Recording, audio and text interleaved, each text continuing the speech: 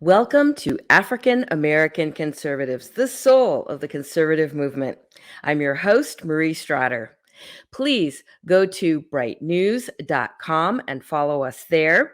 You can also find us at AACONS, AACONS, .substack.com or anchor.fm/AACONS. Alan Dershowitz is the greatest legal mind of our time, of all time. And he's here with us today. He was the youngest full professor in Harvard Law School history, where he is now the Felix Frankfurter Professor of Law Emeritus. He is the author of many books, including his latest, The Price of Principle: Why Integrity is Worth the Consequences, which is now his most recent book, and is the host of The Dersh Show, which can be found on YouTube, Spotify, Apple, and elsewhere. He's been a guest on our show, and it is my pleasure to welcome him back. Welcome back to the show, Professor Dershowitz. Thank you so much. I love the title of your show, The Soul of Conservative Movement. That's such a terrific identification. Thank you. So far, we know that President Biden possessed classified documents dating back to when he was in the Senate. It might be forgivable for a vice president to have classified documents, but it seems considerably less so for a senator to have classified documents, because some were stored in a house lived in by his son, Hunter. Many of these classified documents were easily accessible by Hunter Biden and many of the interesting, shall we say, characters that surrounded him. We also know that at least one of the documents dealt with a country with which the Biden family has had some shady business dealings, Ukraine. Should we not begin to say the word impeachment? No, it's not a crime. For there to be an impeachment, remember my argument in front of the United States Senate that I think you supported on behalf of President Trump, that you need two specific crimes: treason, bribery, or other high crimes and misdemeanors. And this wouldn't fit into those categories. Now, for it to be a crime, the person has to know they possess classified material. And not only must he knowingly possess it, he must have an intent to retain it. And I suspect that with Trump, with Biden, with Pence, with all of them, it just got mixed up in their regular material. But I think there are two solutions, one a short term, one a long one. One, Biden should right now declassify everything, unless it's absolutely essential to keep it secret. We should know what was in that Ukrainian briefing to see whether or not Hunter Biden may have used material from that briefing in his dealings.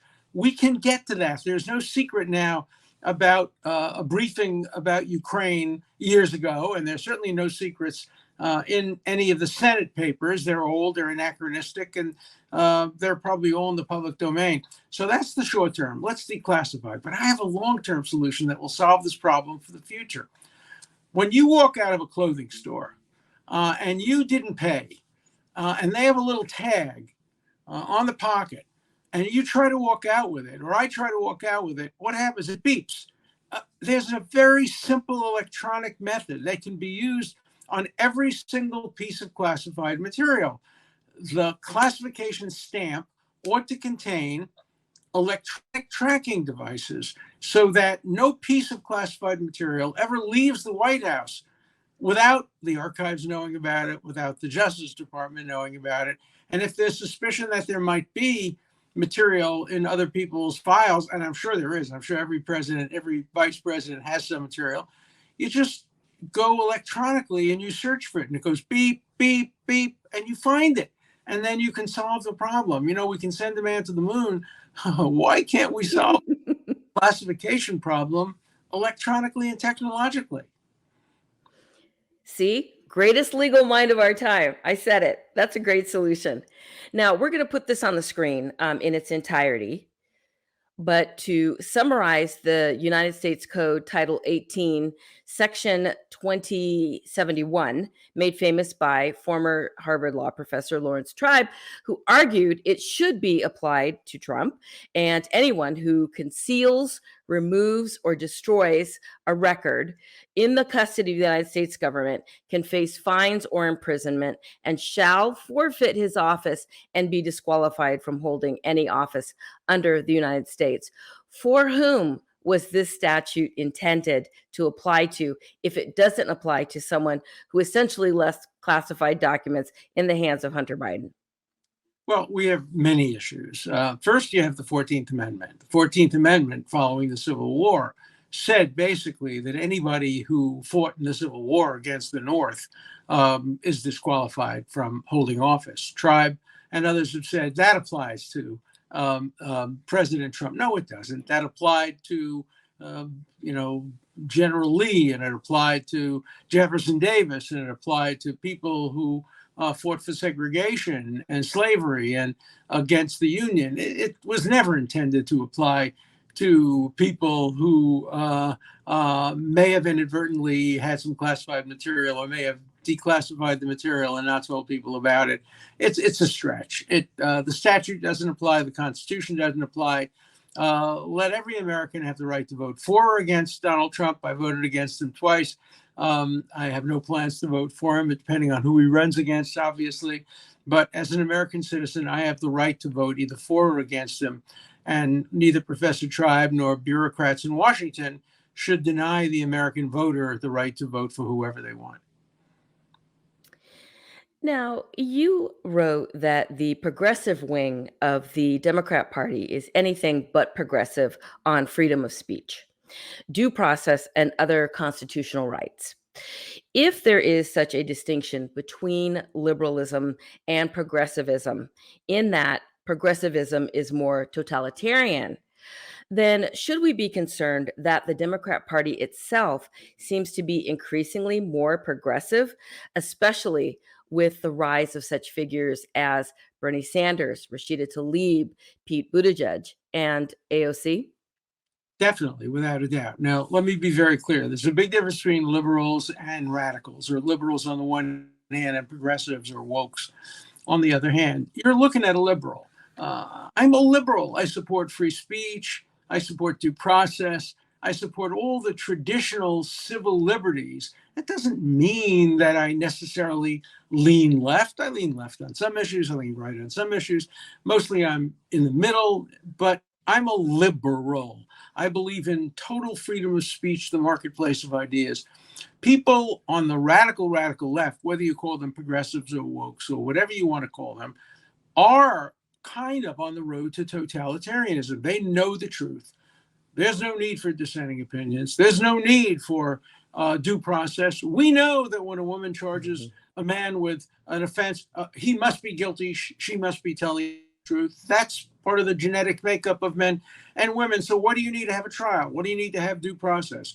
We know that when conservatives want to speak on campuses, they're wrong and we're right. Why do we need their dissenting views? Let's shut them down. Let's make sure that only our view is presented. That is the road to totalitarianism. And that road can be paved with good intentions. Some of these people have good intentions. They want to see America a better place. They want to see it as a utopia. But I just don't believe that it's utopian to do away with the fundamental constitutional rights that have survived longer than any other constitution in the history of humankind. That's right. You have recently returned from a stay in Israel, a nation that you have defended vigorously for most of your life. Right. Rarely has she needed your defense from the American left more than she does today. Congressman Rashida Tlaib, as we've pointed out, stated a few months ago that, quote, I want you all to know that among progressives, it becomes clear that you cannot claim to hold progressive values, yet back Israel's apartheid government, end quote. Why does this narrative that progressives cannot be pro-Israel continue to persist, Professor? It's historically absurd. When Israel was established, it had the support of the left. It had the support of the Soviet Union. It had the support of progressives. It had all the radicals, all the lefties. I remember Pete Seeger, who was a very, he in fact, I think admitted at one point he was a communist.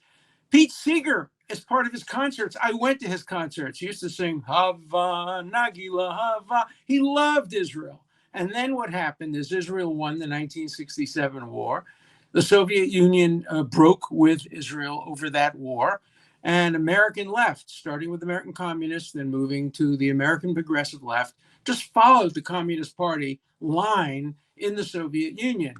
Now, ironically, the Soviet Union, which is now Russia, has somewhat better relationships with Israel than the American left does. And it's become part of the narrative of the American left that you have to hate Israel. So you get people on campuses today, feminists, you get African-American people, you get people from Latino backgrounds who want to become progressives.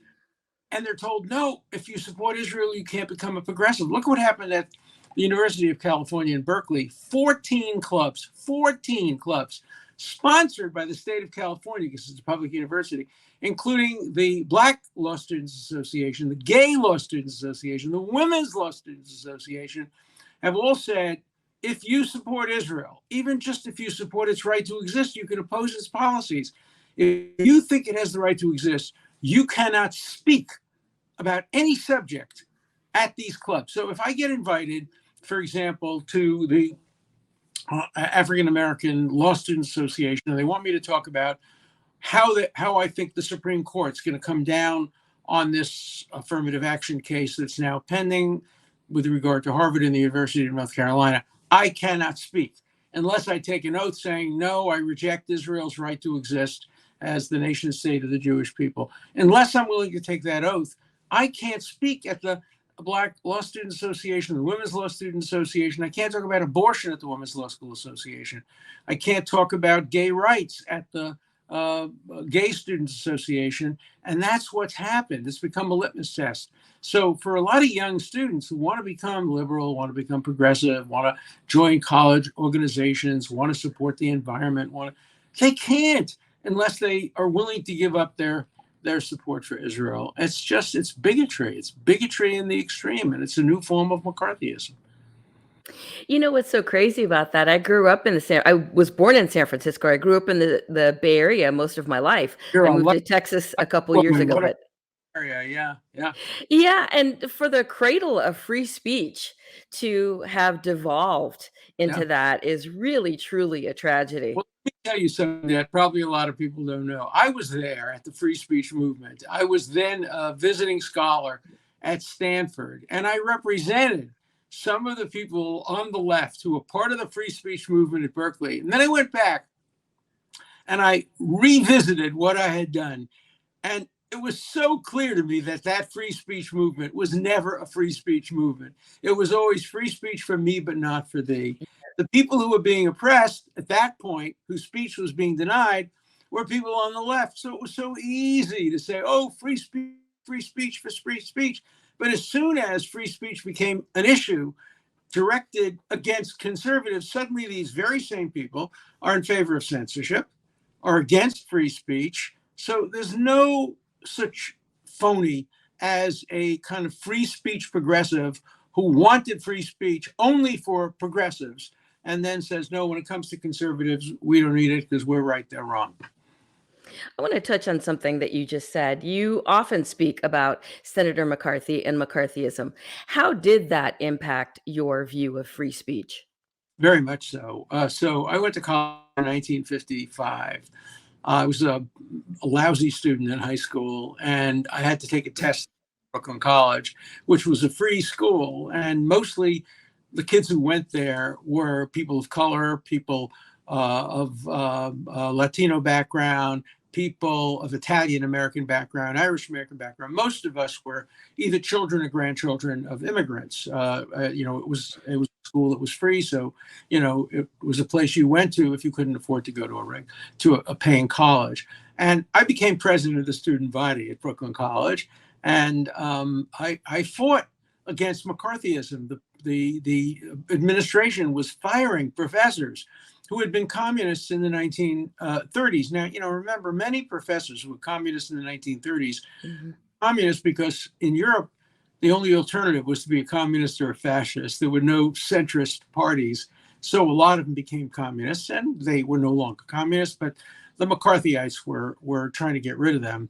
And I was standing up for them. I was not a communist, a very, very strongly anti-communist, very strongly anti-totalitarian, but I believe in free speech for everybody. So I got into arguments with a lot of people on both sides. And the president of the university, the academic president, refused to recommend me for a Rhodes Scholarship or for admission to Yale Law School because he thought I was a fellow traveler, that I was a communist. Of course, you couldn't be more anti-communist than me. I grew up in a Jewish household where we were furious at Stalin for killing so many Jews and killing so many people. But I experienced McCarthyism very personally. It was ending. It was coming to an end by the time I was at college, certainly by the time I finished college, but it was still there. And it really taught me that you need to have free speech for everybody, particularly people who are unpopular, people who you disagree with. And at Brooklyn College, I became part of the civil rights movement. I went to marches on Washington. Then at law school, I actually attended Martin Luther King's I Have a Dream speech. I was a law clerk. Awesome. When I was forbidden from going, the Chief Justice said nobody can go because there might be demonstrations and arrests. But I went, and then I went down south and participated in the civil rights movement between I think it was my second and third year in law school. So, I've been involved in a lot of these battles over the years, McCarthyism, civil rights, and I am a genuine principled liberal. And I support everybody's free speech rights and everybody's due process rights. And boy, does that get me into trouble, both with the right and with the left. But I think that's the way we should all be. Mhm. I mean, I think that's what I'm seeing now is that we are seeing such a telescoping, if you will, in the sense that, oh, he's such a bad guy, oh, orange man bad, that kind of thing. But then it can happen to you. We Oh, saw Sarah Huckabee Sanders escorted out of a restaurant. I defend probably the most unpopular defendant in recent history, Jeffrey Epstein. And as a result of it, I was falsely accused of being involved with somebody I never met, never heard of. She's finally, after all these years, admitted. She's come forward and she said, I now recognize I may have made a mistake in identifying him. In other words, she may have very well have mistaken me for somebody else. And she's withdrawn all of her charges and dropped them. But boy, I understood what it meant to be the subject of this kind of attack. And, I've been attacked mercilessly because of my defense of President Trump. My speeches have been canceled. A synagogue that I used to go to won't allow me to speak. Temple Emmanuel in New York, the 92nd Street Y, where I was the second most popular speaker after Elie Wiesel, canceled me. So, I've been canceled all over the place because of my defense of civil liberties and my defense of freedom. To touch on that, we often see people on the right suffer similar experiences that you describe in your book. Yeah. Some have reported hiring discrimination. They are denied services at businesses for wearing a MAGA hat, as I just alluded to. Governor Sarah Huckabee Sanders, when she was the press secretary, was escorted from a restaurant. Just recently, we saw a woman fired after her employers discovered that she was following conservatives on social media, like Ben Shapiro. Should we be protected from discrimination based on how we vote in a similar way that we're protected against discrimination based on our faith or skin color? Yes, of course we should. Look, in Chilmark, Massachusetts, where I have spent 53 summers, I went there for the first time to defend Senator Ted Kennedy, a liberal. So I've been on the Vineyard 53 years. And the library, the public library, paid for by public funds, had me speak there every year until I defended President Trump. Then they canceled me. They canceled my books. And there's a favorite restaurant that my wife and I and my family go to. These so-called progressives on the hard left on Martha's Vineyard, a bunch of total phonies, went over to the restaurant owner and said, if you continue to serve Alan Dershowitz and his wife, we're not going to come here anymore. Please stop in your restaurant. This is, even though I'm a liberal, this is because I defended a president of the United States on constitutional grounds that they opposed. And that's just plain ordinary McCarthyism. And it's interesting because Chilmark, Massachusetts, which is on Martha's Vineyard, was very much the victim of McCarthyism, because back in the day, in the 40s and 50s, there were a lot of progressives and left-wingers that lived on Martha's Vineyard, and they all lived in Chilmark. And so Chilmark was a victim of McCarthyism, and now they are perpetrators of McCarthyism, and they've pointed the victimization at me. I don't accept the state as a victim. I fight back. And, if the library doesn't allow me to speak, I plan to sue them in federal court, because I don't think that you can deny a public library, cannot deny somebody the right to speak there just because of who they defended or what political side they're on. Imagine what would happen if this liberal library in Chilmark, Massachusetts, got under the control of conservatives and said, no, from now on, we will only allow people who support bans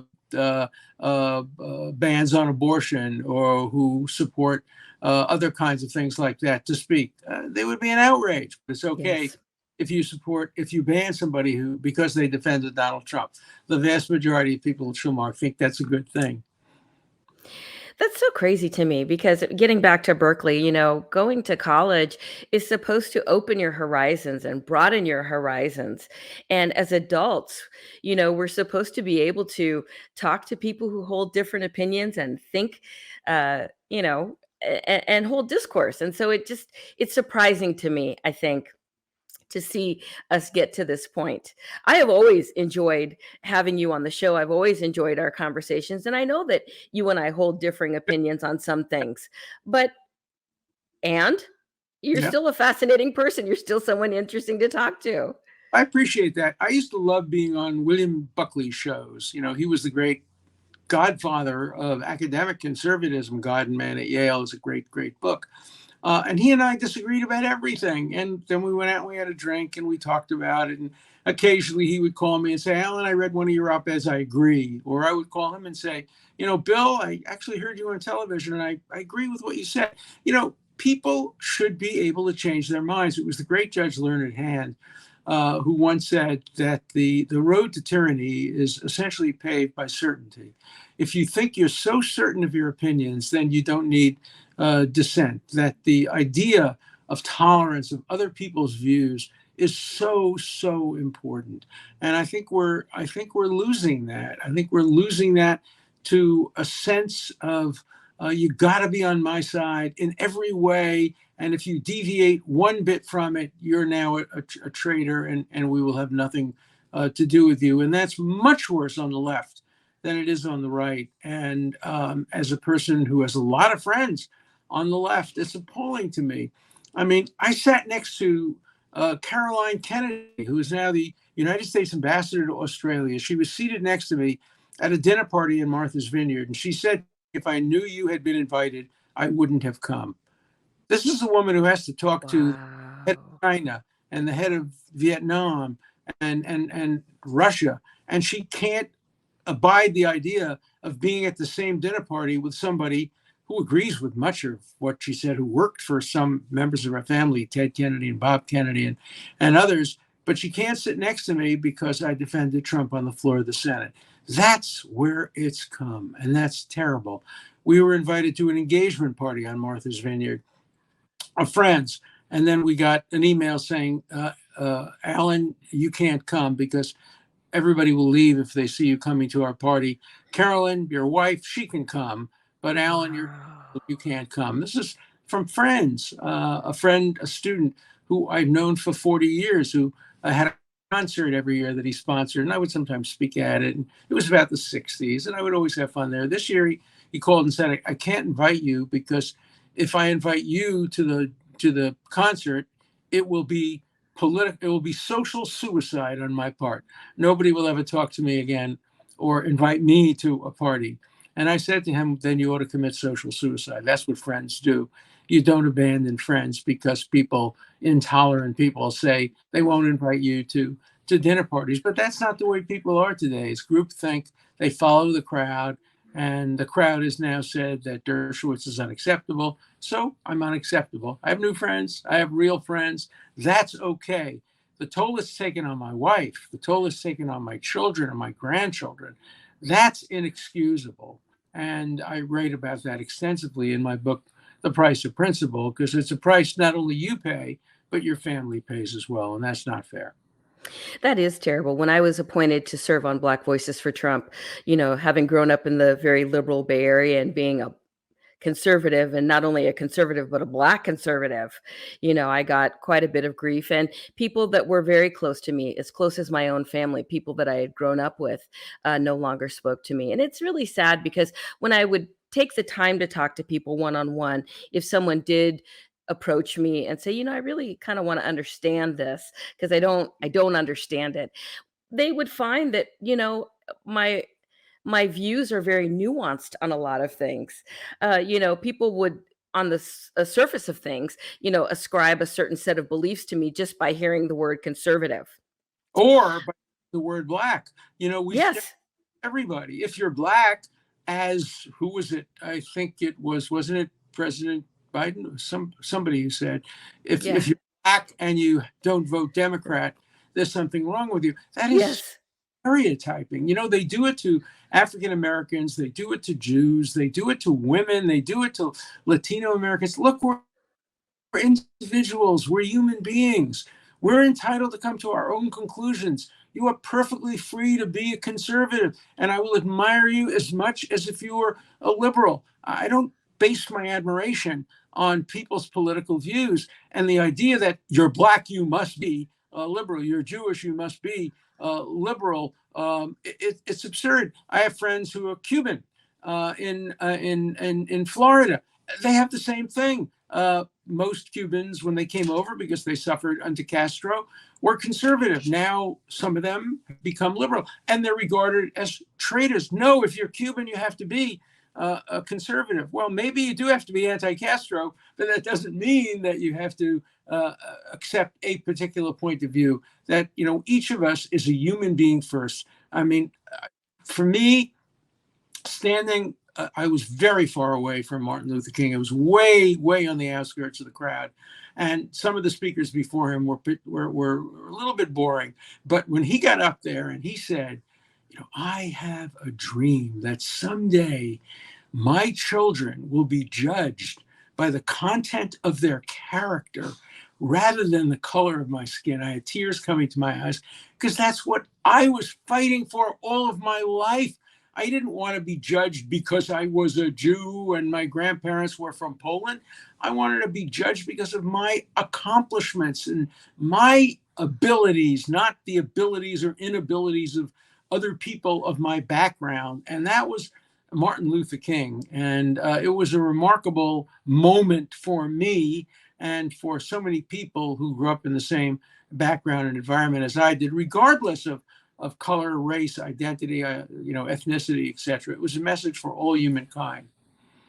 And as humans, I think that our views are probably a lot closer aligned than the media would have us believe. When you take those moments to have those conversations with people, you find points of connection if you're really looking for them.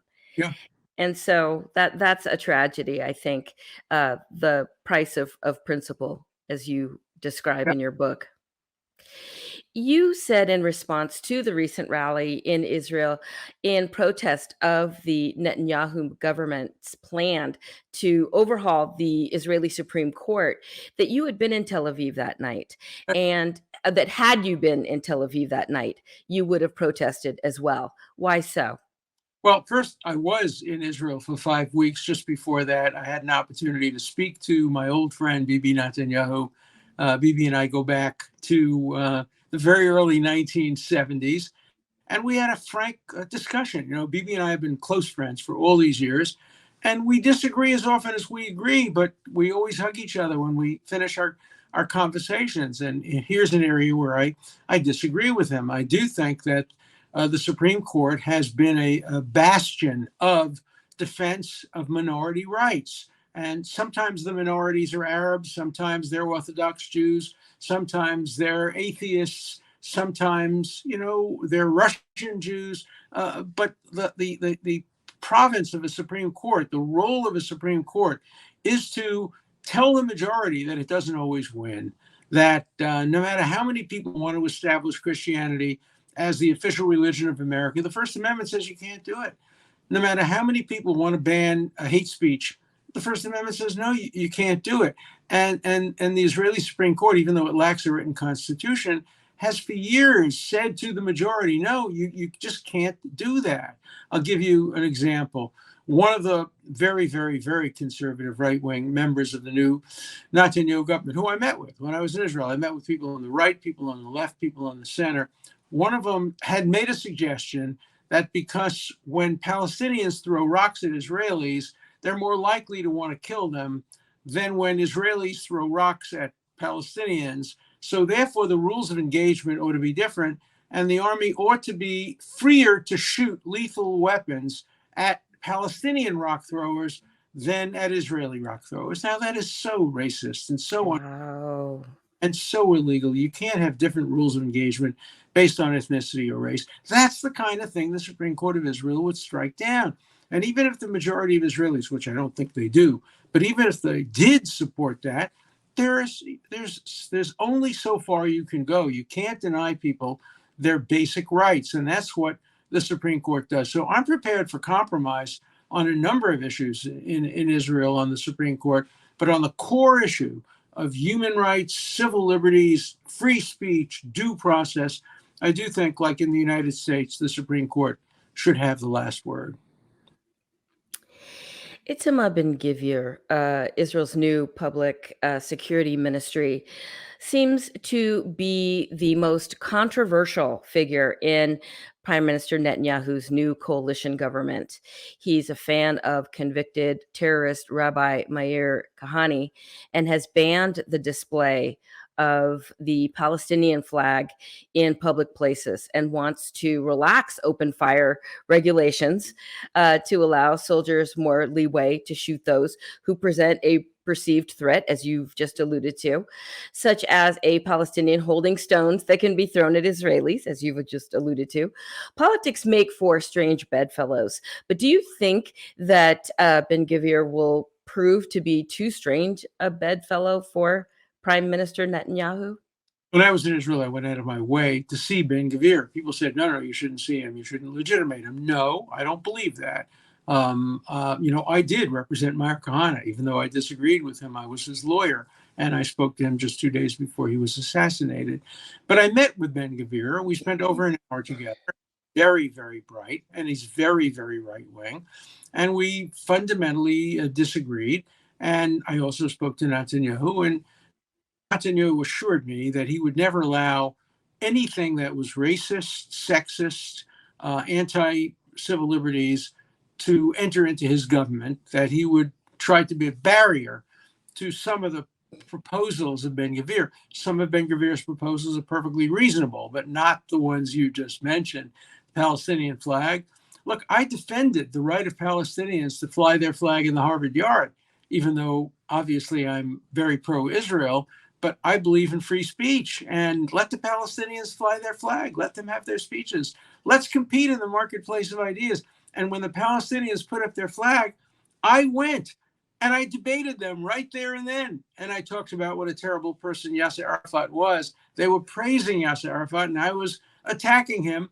And that was a great day at Harvard Yard. The Palestinian flag was up. The Israeli flag was up. Palestinians were arguing with me. I was arguing with them. Crowds were gathering. And that's the First Amendment. That's freedom of speech. That's the way it should be. You couldn't have that at Berkeley today, though. How sad is that? Now, will this new Netanyahu coalition impact U.S. Israeli relations? I hope not. Israel and the United States are now having a joint military operation, the most extensive in the history of either country. I think it was designed essentially to send a message to Iran that neither Israel nor the United States would tolerate a nuclear armed arsenal from Iran.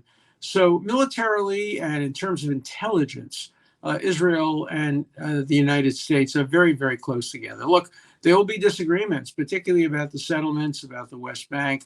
I don't think it's America's business to butt into how the Supreme Court of Israel operates or how other domestic issues operate. The United States objected when Netanyahu spoke at the House of Representatives. I was there when he did, against the Iran deal. And now there are some in the United States that are trying to interfere in Israeli politics. So I hope the relationship between Israel and the United States will remain as strong as ever. They have to put up a united front against Iran, against terrorism, against Al Qaeda. And they have amazing cooperation in terms of exchange of intelligence. When I was in Israel, I met with the leading people in the Mossad, the leading people in the Shin Bet, the Shabak, the leading people in Israeli military intelligence, and they and the United States get along incredibly well. In his new book, Mike Pompeo talks about a phone call he got from the head of Israeli intelligence. And Pompeo in the book said, I always take the call from Israeli intelligence, and they always take my call because we have prevented many, many disasters in Israel, he said, and they have presented many, many disasters among American allies through their exchange of intelligence. So it's very important that the relationship be maintained. And I think Biden is a friend of Israel. I'm not sure others are. There are people in the administration that are not, and there are people certainly in Congress that are not friends of Israel or friends of the United States. To me, mostly, if you're an enemy of Israel, you also are an enemy of the United States. That's not always the case, but many of the people I know who are virulently anti-Israeli are anti-Western. They're anti-quote colonialists. They're anti, they're just anti, and they are as anti-American as they are anti-Israel. So I hope Israel and the United States work together. Each country has its problems and each country has its virtues, but we share more in common than differentiates us. Many Israelis like Ben-Gvir, as well as many American conservatives, oppose Palestinian statehood. Why do you continue to support it? Well, I think it's good for Israel for there not to be hundreds of thousands of Palestinians under their direct control. I think a good divorce sometimes is better than a bad marriage. And I think a divorce between the Israelis and the Palestinians, a separation, let the Palestinians have a state on 80 or 85% of the West Bank. Let Israel maintain its control over the Jordan Valley. Let's make sure that the Palestinian state is not an armed state. It can't have tanks and airplanes. It can have, guns to protect its own citizens. And as Netanyahu has said, and I support this, it's a state minus. It's not like a state like, Germany or France. It's a state that can't have a foreign policy attacking Israel. It can't have an army that attacks Israel. It can't be allowed to send rockets from the West Bank to the Ben Gurion airport. But I think giving the Palestinians the right to control their own fate is good for Israel and good for the Palestinians. Look, there already is a Palestinian state. Let's be clear. If you ever go to Israel, it would really be good to go to visit Ramallah. Ramallah is the operational capital of the Palestinian Authority. I go there whenever I'm in Israel. I visit the prime minister of the Palestinian Authority. I visit President Abbas. I know them. I've had relationships with them over the years. You go to Ramallah, there isn't a single Israeli in sight there. There is not a single Israeli policeman in all of Ramallah. There's not a single Israeli soldier. They vote. They pick their own mayor, their own city council. They collect their own garbage. They have their own sewage system. They have their own police force. They are a little state. Now, that could easily be expanded. In 1948, the UN offered the Palestinians a state on what would be the majority of arable land in that area. They turned it down. In 1967, the Israelis said they would be open to that. In 1990, in 2000, 2001, 2005, 2008. And the Palestinians have always rejected a Palestinian state because deep down, what they really want is no Jewish state.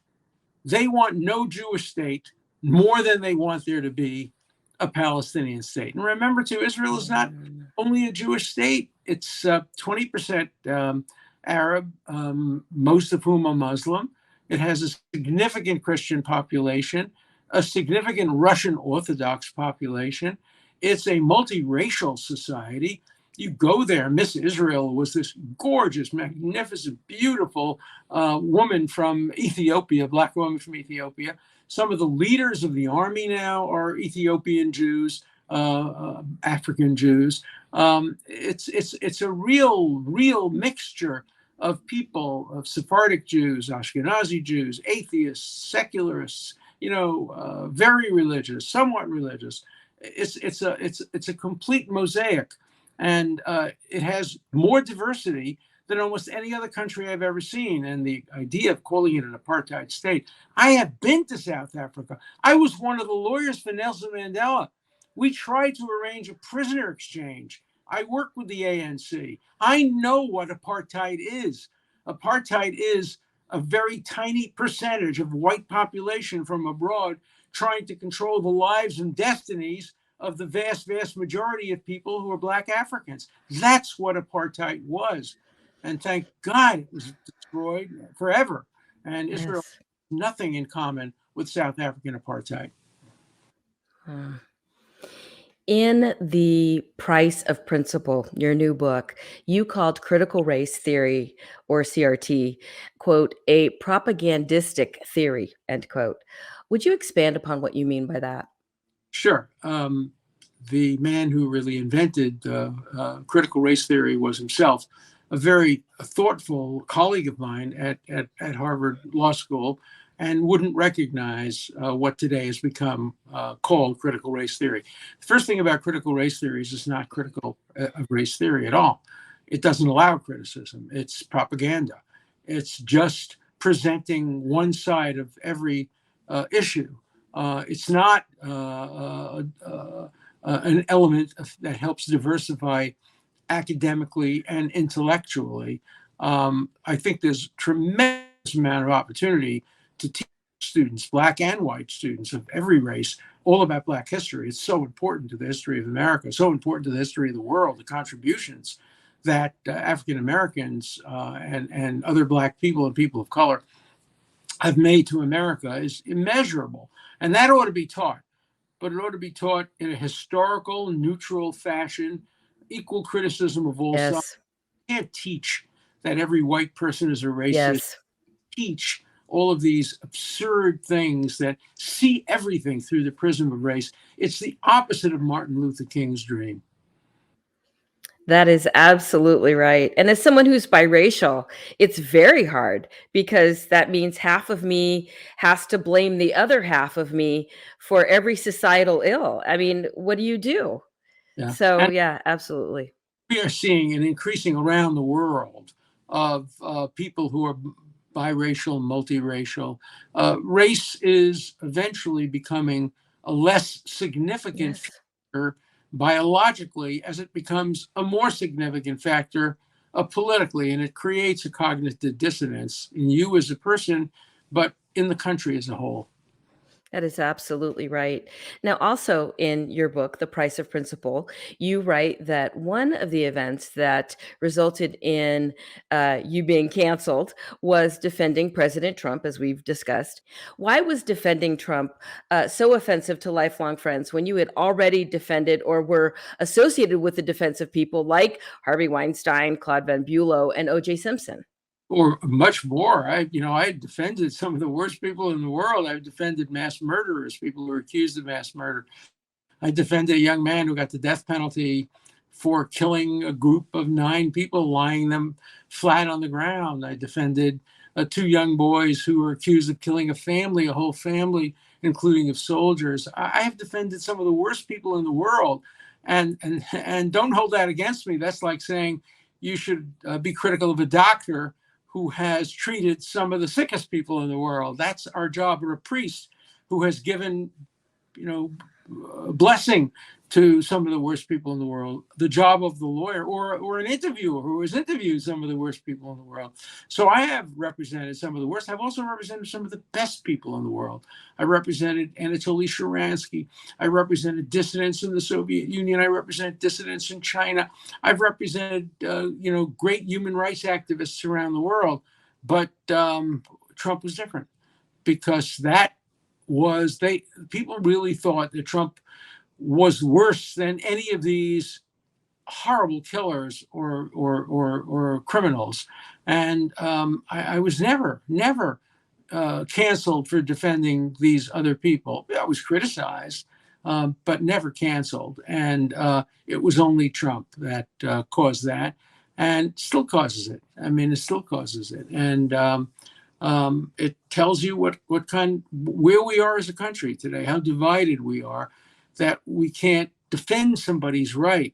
It's interesting, because I have a friend who's a doctor, and he helped save Donald Trump's life when Donald Trump had COVID.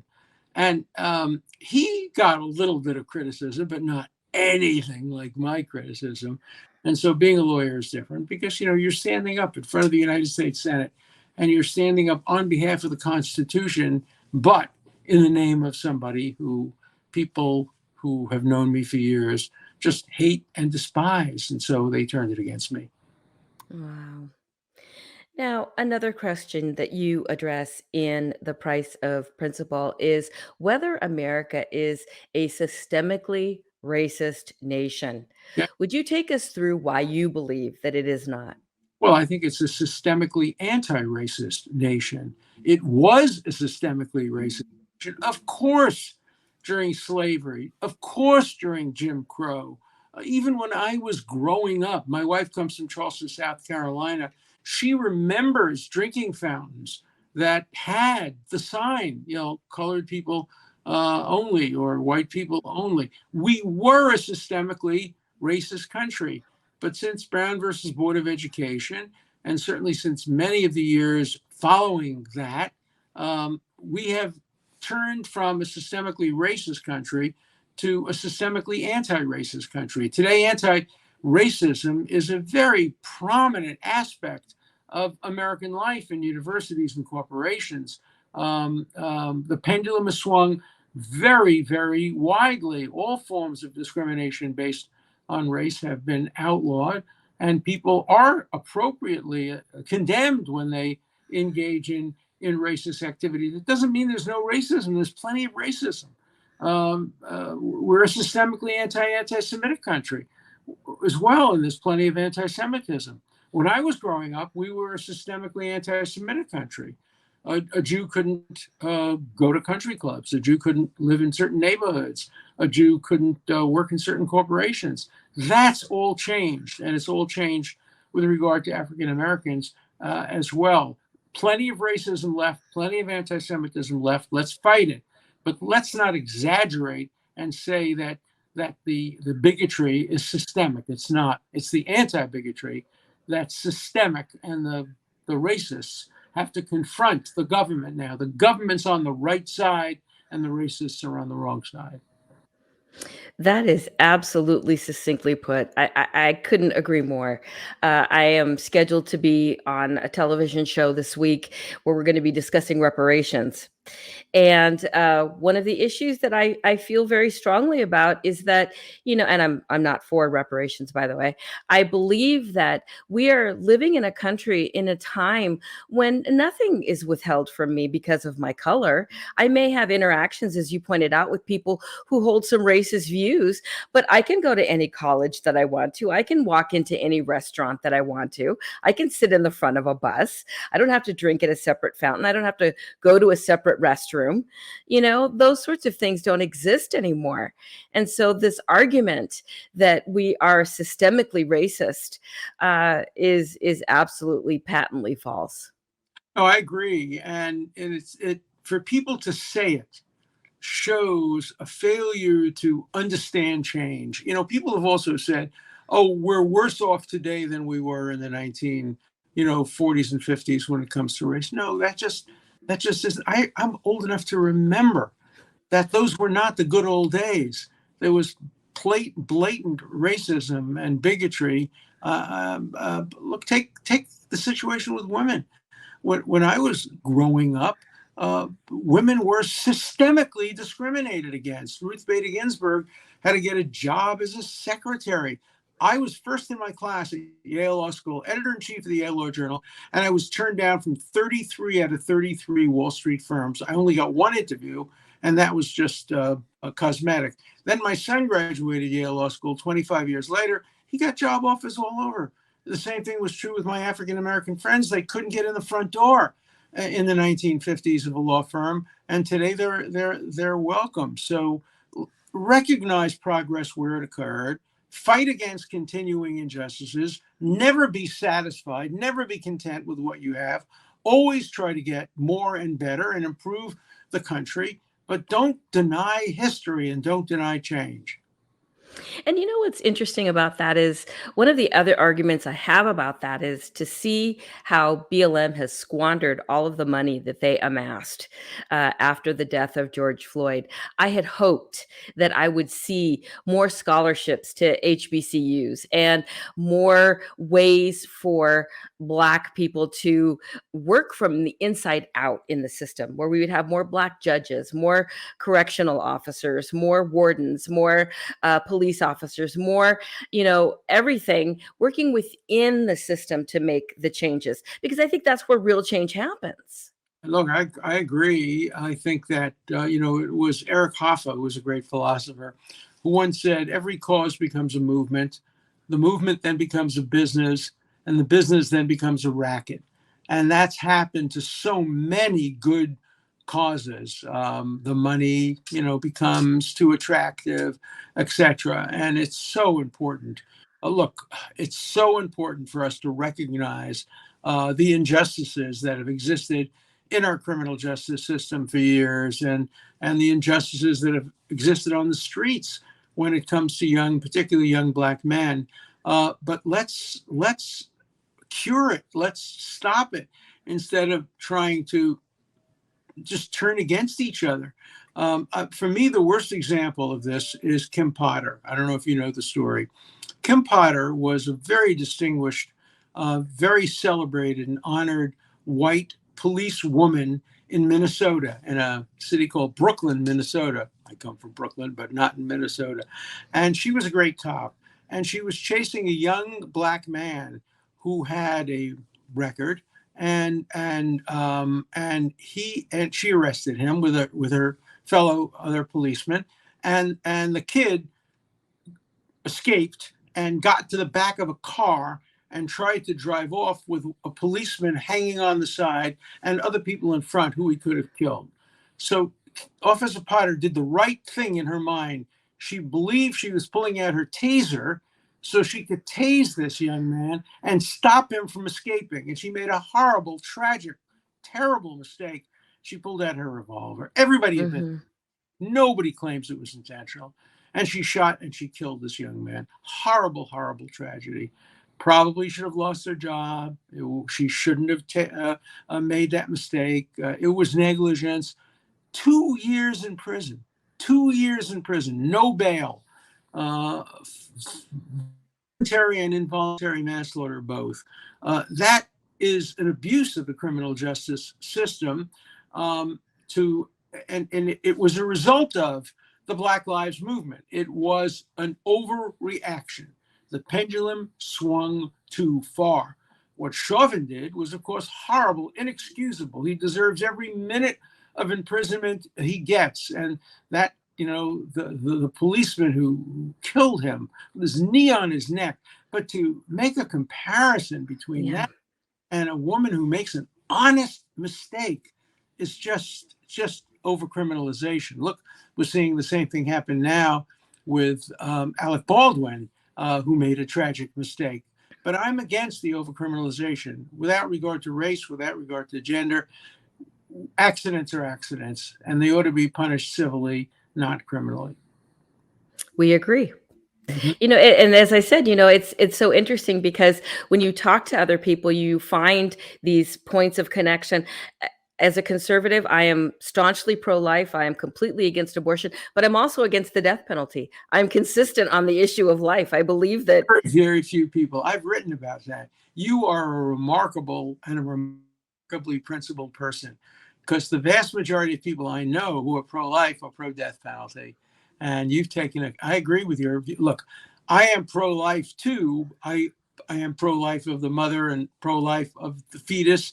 And when tragic choices have to be made, they have to be made. And the question is, who should make them? Those are hard questions. I have another book coming out now called Who Shall Live and Who Shall Die, about how the law deals with life and death decisions, and abortion is part of it, gun control is part of it, capital punishment is part of it. I think you would enjoy reading it, because your views and my views, you're a conservative, I'm a liberal, but we're closer together than either of us are to the extremes on our side. well, we'll just have to have you back to talk about it. So that'll be awesome. Enormously. You are a terrific, terrific interviewer. And Thank you. I'm amazed at how much in common we have, notwithstanding our differences. Today, we talked a lot about our similarities. Invite me back sometime. We'll talk a little bit more about our differences. That's going to be an awesome day. We'll definitely do it. If you're just joining our segment, we have had Professor Alan Dershowitz. His new book is called The Price of Principle: Why Integrity is Worth the Consequences. So I'm sure it's available at Amazon and all of the other places where you can find books online. How can our followers continue to follow your work and find you online, Oh, Professor? well, you can start the next hour at 5:30. I do my podcast every day. Today it's on guns. Yesterday it was on classified material. It's on all kinds of issues, and it's on Rumble. It's on YouTube. You can get it live at 5:30. You can get it 24/7, obviously on replay. Half the show is devoted to me expressing my views on something, and then I take questions and argue with the questions, and have a little bit of interaction there. So please listen and write me questions if you disagree. Excellent. As always, it's fabulous when you're on the show, and we'll look forward to the new book and having you back on. Well, thank you so much. All right. Now it's that time in the show where we have DK come in and tell us what he thought of all of that. DK, come on in. Hola. Well, hello. Oh, it's an excellent tonight. Wasn't it? I think I lost track of all the excellence he gave you, but that was you did a great job. You know, some of my favorite shows have been with Alan Dershowitz. And as you know, he pointed out, he is someone who holds a liberal ideology. I don't. In many ways, we're very different. But as he pointed out, in many ways, we're very much the same. And that's one of the laments that I have with the way that political conversations kind of go now, where there are people who hold some dissenting opinions, but there's a lot of people that when you talk to them, you find out that you have a lot in common. And I like connecting with people. And I have always enjoyed the shows where Professor Dershowitz comes on. And I look forward to the next time that he'll be on with this next book. I'm really looking forward to it. You know, it's really interesting the perspective we have as Black conservatives, because typically, and we've met a few of them, a Black conservative comes from a family that would never dream of voting for a Republican, you know? So, like my mother, she has her Obama plate in a easily visible place. And, you know, the Obama plate, she honors him to that degree. And, you know, I campaigned against Obama both times. So I think Black conservatives, because of our families and our friends and our neighbors tend to be liberal, we tend not to demonize people who disagree with us as much as others might.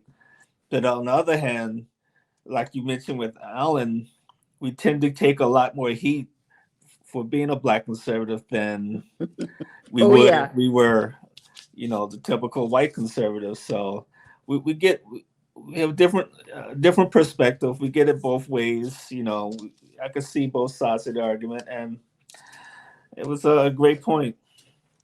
It was. So, what are your thoughts?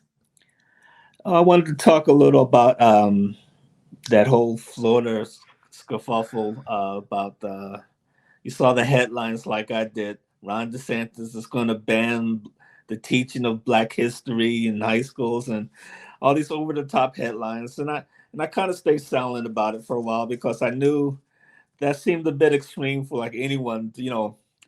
Today I declare that there shall be no teaching of Black history anywhere in the state. That did not seem likely. So I wanted to get more information before I comment upon it. And it's interesting that we talked to Professor Dershowitz a little bit about that, because I think that whole conversation has been so conflated. That people think that it's a racist proposition, that, we're trying to squelch the teaching of Black history, and that we want to keep the patriarchy and white supremacy and all of those kinds of things. But he was absolutely right in the points that he made. And so I'm so glad that we touched on that today. Well, I know that you're an educator yourself. You homeschooled 3 kids. And part of it was because of Black history. A lot of people get our story wrong. Yeah, and you taught Black history. So I wanted to show this Ron DeSantis video so we can get it straight from the horse's mouth, so to speak.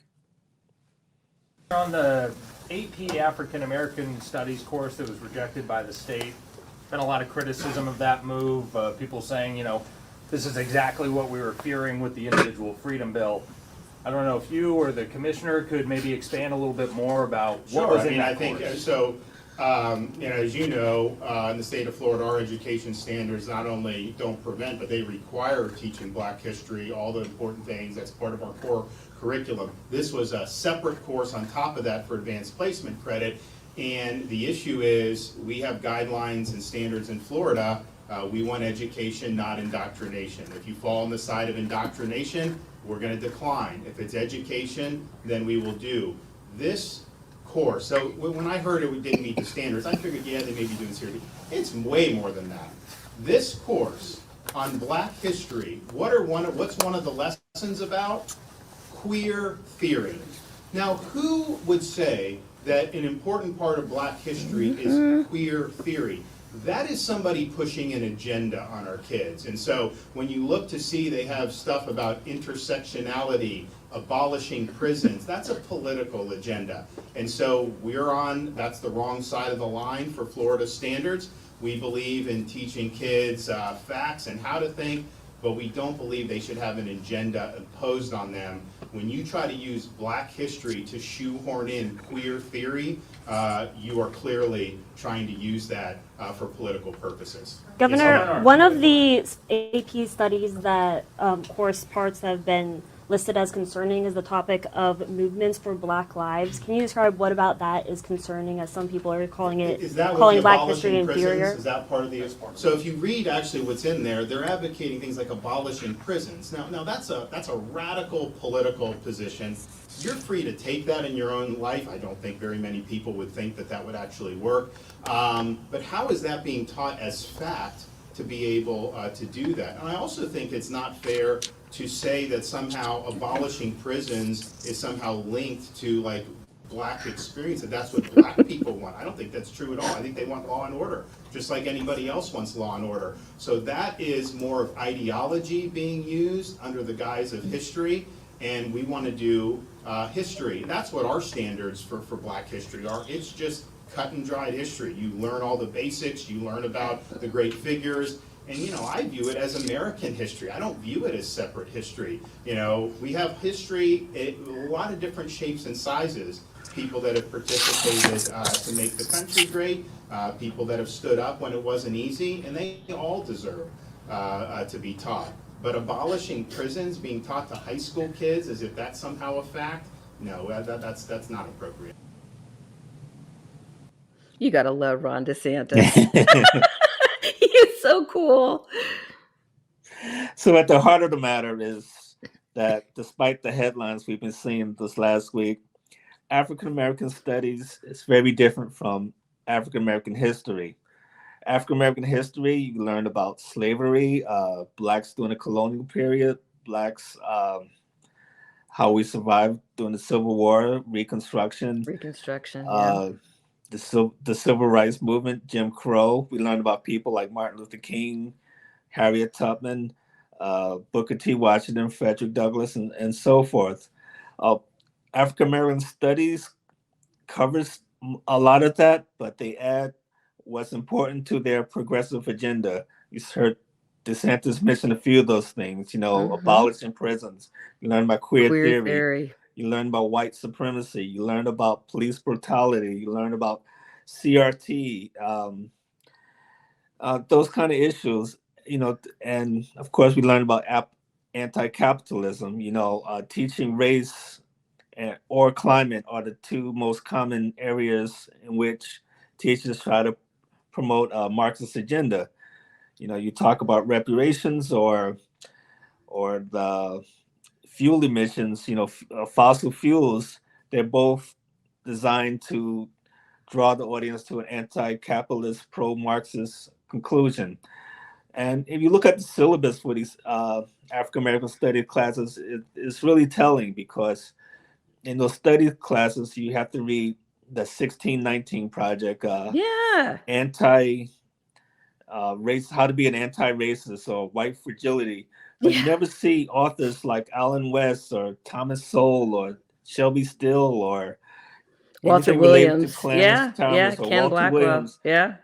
So they have a presentation, but it's a very one-sided presentation. They won't give both sides of the argument. That's and like I mentioned, right. you're an educator. You taught Black history, and I'm really interested in your comments on this. Well, it's absolutely true. I mean, part of it is that, Black history is relegated to the month of February. You always study about Martin Luther King or Harriet Tubman or, those kinds of things. It's never really the story of African Americans in this country. One of the other things that we studied was Africans around the world. The story of Black people around the world. As you know, my youngest was very much into capoeira, which is a Brazilian martial art that is based on the Afro-Brazilian slave trade. That when the slaves were in Brazil, they couldn't communicate with each other. So they did these kind of, it looked like dances, but they were these self-defense moves, so that if they ever got away from their master, they would be able to defend themselves. And so there's a whole history around the world of Black and brown people that this country is not very good about teaching. And not in a nuanced way. We're seeing more and more of that now, where it's, white people are bad and Black people are good. All white people are bad and all Black people are good. And, as someone who's a Christian, I know that this world suffers from a sin problem, and that not all of anything is good, that we are all flawed people. And so I'm not going to teach my kids. And, all my kids have some white in them also. So, I'm not going to teach my kids that white people are bad and that Black people are the saviors of the world. There are people who are Black that are bad. As we pointed out today in some of the court cases that we discussed, these are people that did some things that were wrong, that needed to be defended, but they had committed crimes. So, to paint with a broad brush, that everyone white is bad and everyone Black is good. We are all flawed people in need of a perfect savior, but we have history. And so to study that history and the impact that it's made on cultures, the history of Black people in this country changed the trajectory of this country to today. That's why we're having this conversation. It's changed the trajectory of countries around the world. As you and I have discussed offline a lot, in 1619, America wasn't even America. It was a British colony. So, the impact of the British Empire on Black people. And so there's so much, and it's so nuanced. And so to start blaming people for all of these kinds of things, it seems to me, I don't know, at this point, we're so entrenched in the fabric of this country. There is no way to extricate the Black influence on this country. There's absolutely no way.